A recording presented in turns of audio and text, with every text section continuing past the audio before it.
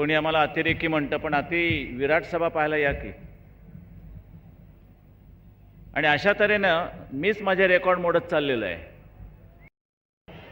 एवढे ही मंडळी आटोक्यात आणणं काही साधी गोष्ट नाही, पण ती फक्त शिवसेनाच आणू ठेवू शकते, हे विसरू नका. आपण काश्मीरला अन्याय झाला असताना मी रिमोट कंट्रोलने तो बदलून टाकलेला आहे. शंकरराव चव्हाणला जमलं नाही, ना नरसिंह रावाला ते जमलं नाही.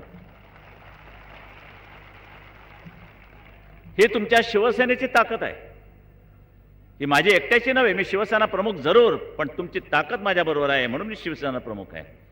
शिवसैनिक हा बाजूला करून मला शिवसेना प्रमुख म्हणून मिळवता येणार नाही. ही माझी भावना आहे, ती प्रत्येकानं जोपासली पाहिजे. हिंदुत्वाचा तुम्ही प्रचार करणार का? अरे बाबा, हा राज्याचा प्रश्न आहे. लोकसभेला ज्यावेळेला आमचे कोणी उभे राहतील त्यावेळेला हिंदुत्वाचा प्रचार का? तर तो देशाचा प्रश्न आहे. म्हणून महाराष्ट्रावरती संकट आल्यानंतर महाराष्ट्राच्या संबंधानं प्रश्न आणि देशावरती संकट आल्यानंतर मात्र देशाचा विचार, हे शिवसेनेचं स्पष्ट धोरण आहे.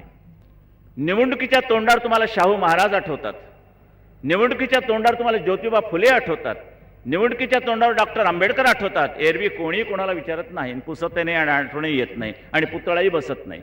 बहुजन समाजाच्या बाबतीत मला तुम्ही सांगू नका. माझ्या बापाने त्याकरता खस्ता खाल्लेल्या आहेत बहुजन समाजाच्या हितासाठी. पुण्यामध्ये आमच्या घरावरती शेणमार झालेली आहे.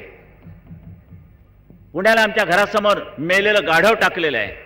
पुण्याला आमच्या वडिलांच्या प्रेतयात्रा काढलेल्या आहेत जिवंतपणी. हे मी पाहिलेलं आहे, त्या बालवयामध्ये पाहिलेलं आहे. हिंदुस्थानामध्ये आम्ही हिंदू आहोत आणि महाराष्ट्रामध्ये आम्ही मराठी आहोत. गुजरातमध्ये तुम्ही गुजराती असाल, पण महाराष्ट्रामध्ये सोडून द्या, गुजरातमध्ये तुम्ही गुजराती आहात आणि संपूर्ण देशामध्ये तुम्ही हिंदू आहात. बंगालमध्ये तुम्ही बंगाली असाल, पण हिंदुस्थानामध्ये तुम्ही हिंदू आहात. ही हिंदू भूमिका घेतल्याशिवाय तुम्हाला जगता येणार नाही. आणि येणारं हिरवं सावट, येणारं हिरवं संकट तुम्हाला ते परतही करता येणार नाही.